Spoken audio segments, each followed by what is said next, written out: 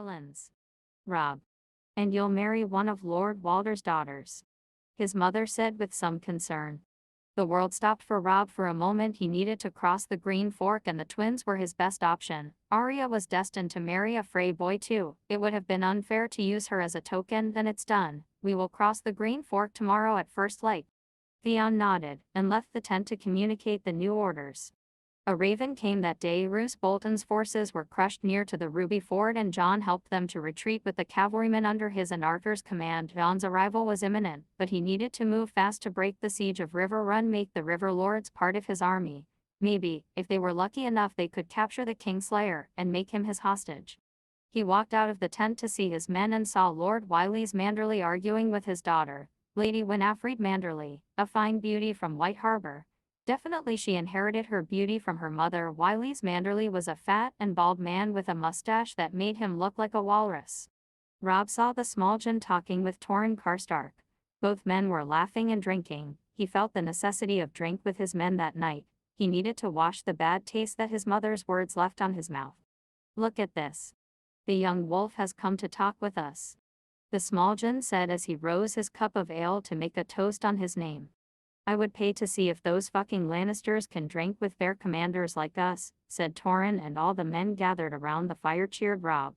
Rob smiled at his men. He reached for a cup that his new squire, Ivar Frey, offered and emptied immediately. The crowd cheered again. We heard the news that Jon Snow, the bastard of Winterfell, pushed Tywin Lannister back when he tried to chase Lord Bolton's forces, Ivar said, and the drunk men cheered again. Rob felt some jealousy. He wanted to fight for his father and fight for his sisters. He wanted to put Tywin Lannister's head on a spike for what he did to the Riverlands, but then he remembered that winning a fight wasn't the same thing than winning a war. Tomorrow we ride for River Run, my lords and ladies, he said, making a subtle bow to Daisy and Lyra Mormont, who were talking to Winifred. And we will crush the Kingslayer before he even notice our presence. Everybody cheered and Daisy Mormont rose from her seat. If we are going to die tomorrow, then we should dance, she said. That's wonderful idea, my bear lady, Small Jon said.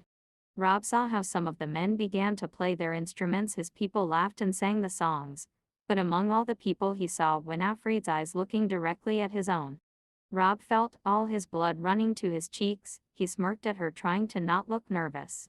I have a duty with my cause, he recalled, and after dancing with his cousin's lover Lyra, he returned to his tent and tried to sleep. On the third day of March, the Blackfish and his scouts told him that they were very close to River Run. They needed to attack as soon as possible.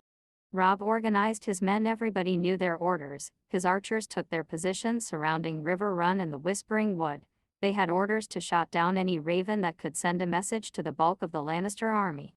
At the first light of the fourth day, they fooled Jaime Lannister and his cavalry. They lured him to the Whispering Wood and made it a slaughterhouse for their cavalry. Everywhere he looked, enemy horses and their riders were dying. The Kingslayer was fighting with Torrhen Karstark. The difference in ability was evident. Rob blocked the blow of a young soldier. Grey Wind jumped and ripped his horse throat off, making the soldier fall. Then Rob took a spear buried in a dead horse and buried it in the young soldier's chest. He felt no pride nor joy. He only got in Torrhen Karstark, one of his partners who was in serious danger against the Kingslayer. Rob hurried his horse and rode towards the Kingslayer. He rose the spear, aiming for his horse. He needed him alive. Everything seemed to go slower for Rob as he rode forward. There was only two things for him right now: his spear and the Kingslayer mounted on his horse. The smell of shit and blood filled his nostrils. He was almost there, just a few paces away, when a spear pierced his horse's neck. Rob jumped before the animal could break his leg with all its weight. Unsheathing his sword, he saw how the Kingslayer buried his sword in Torrhen's neck and subsequently fled towards his camp. Rob stood there for a moment, watching Torrhen's dead body. He kneeled in front of his dead companion and closed his eyes. Anguish and anger was invading him. Then, is this what war means? Losing your friends and keep walking as if nothing had happened. The small Jon took him out of his thoughts when he approached with a horse. The Kingslayer is on the run, my lord, he said. Rob climbed on his new horse, his blue eyes shining with the first sun rays of the morning. I want him alive. Let's go before he warns the camp of our presence. They got out of the wood ready to crush the three camps settled around River Run. They surprised the Lannister host off guard. The guards were dead before they could warn the others. 6,000 Northerners crushing a host that doubled that number. Only one camp organized a good defense. They were holding the northern charge with certain success. They were waiting for something, but what? The thought started to worry Robb. A moment later he heard a horn signaling the charge. He rose his gaze and saw the Clegane banner with the Lannister banner and 500 riders charging at them, heavy cavalry that would crush his light cavalry before they could call for reinforcements from the other camps. To me. He screamed, to me. The riders approached and formed to face the enemy charge. The Kingslayer was surrounded, but the mountain was there to create a gap between the northern lines. Alivar, tell Lord Titus and Ser Brynden that they have to surround that camp, and tell them to be ready to chase the Kingslayer. Those fuckers are going to crush us if we can't hold them off. Robb was ready to face the mountain. Are you ready, boy? He asked to Greywind, but his wolf only howled. A familiar smell filled Robb's nose, or maybe was his wolf's nose. He only knew that the connection grew stronger with every passing day. Charge! He screamed, rising his sword. They were light cavalry, but they were many more. A very balanced fight for Robb. With that, a lot of riders cheered and hurried their horses. Jon Snow. The smell of blood and shit filled his nose. They found many men carrying dead men and horse out of the woods. It was a dismal view for any men. They kept riding towards River Run. There they found Ser Brynden Tully gathering his men.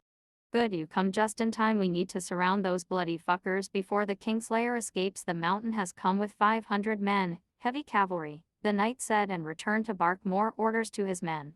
I'll go find Robb. Arthur, take our men with Ser Brynden and be ready to chase the Kingslayer in case that we fail stopping the mountain. Jon said. A normal squire couldn't give orders to a knight, but Jon wasn't a normal squire, and neither Arthur was a common knight.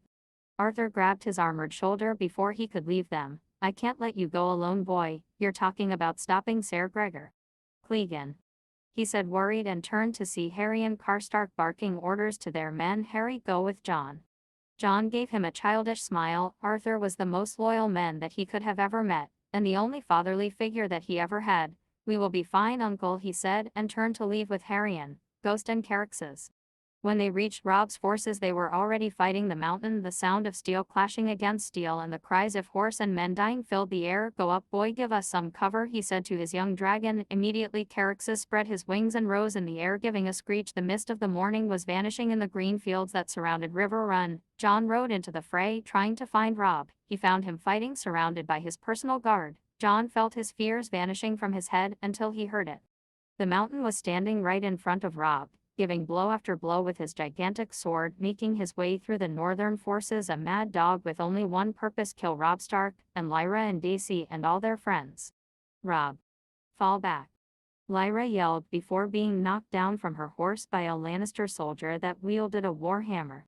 Jon felt his blood boil, determined to end it immediately. He took the spear of a dead soldier and rushed his horse against Gregor Clegane, the man who killed his siblings, the man who raped Princess Elia with the blood of her children on his hands, the mad dog that burned the Riverlands from the Red Fork to the God's Eye.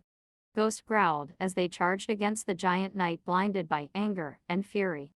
Caraxes flew over them, clearing their way through the battlefield. His red flames rained upon the enemy, spreading the panic.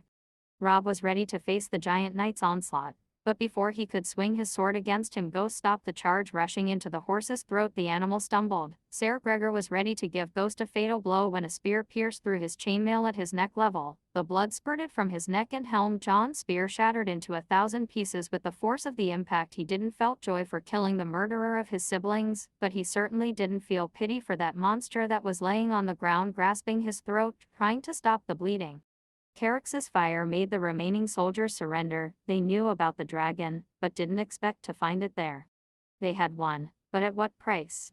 Jon thought as he looked around. They certainly lost less than 100 men, but there he felt that he was surrounded by thousands of corpses, and the smell of burned grass and meat only made him feel worse.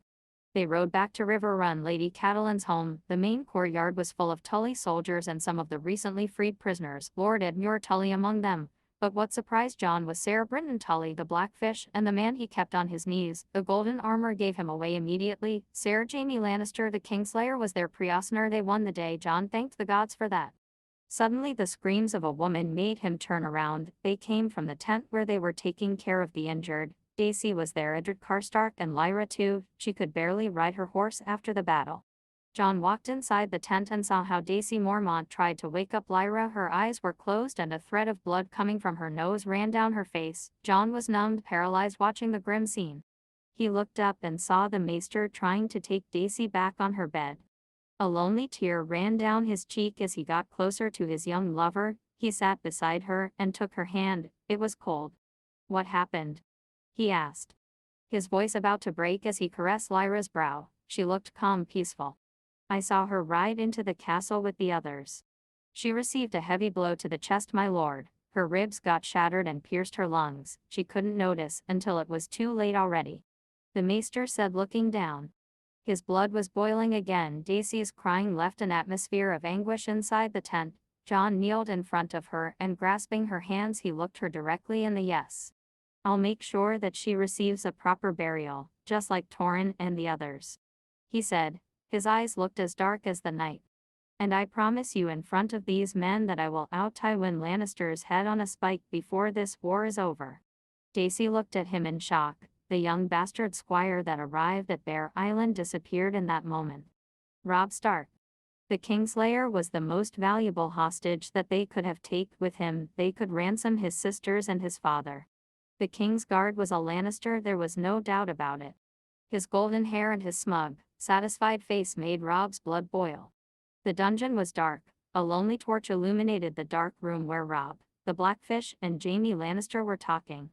"I must admit that you surprised me. I received a message from my father the other day saying that he was fighting your men next to the Green Fork," Jaime said. He kept looking up at Robb despite being chained. "Then my granduncle here did a good job intercepting your ravens," Robb said as he grabbed the Blackfish's shoulder. The old man chuckled. "And he also did an amazing job chasing after you left your men behind to die." Robb looked directly at him, then Jaime's green eyes made him want to punch him right in the face. The Kingslayer was ready to say something clever when Ser Arthur and Jon entered. His cousin's face looked different from the boy who left Winterfell almost a year ago. A scar passed over his left eye just as another passed through his right temple almost to his cheek. His eyes looked like two burning coals with the torch's light. He was looking directly at the Kingslayer just like Ser Arthur. Well, it looks like we have new visitors," the Kingslayer teased before the Blackfish's fist found its way into his face, making him lose his balance. "Lyra and Torrhen are dead," Jon said. His face looked darker than ever. "Such a pity," the Kingslayer scoffed. "I don't know if they taught you, green boys, but people die in war, it's unavoidable.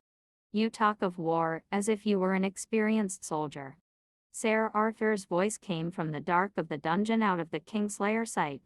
"I crushed the River Lords in the Golden Tooth with my army," Ser Jaime said, proud. Robb saw Ser Arthur walking forward into the lighted area. "Fighting against an army of green boys doesn't make you a good commander, and raping and pillaging doesn't make you a very good knight.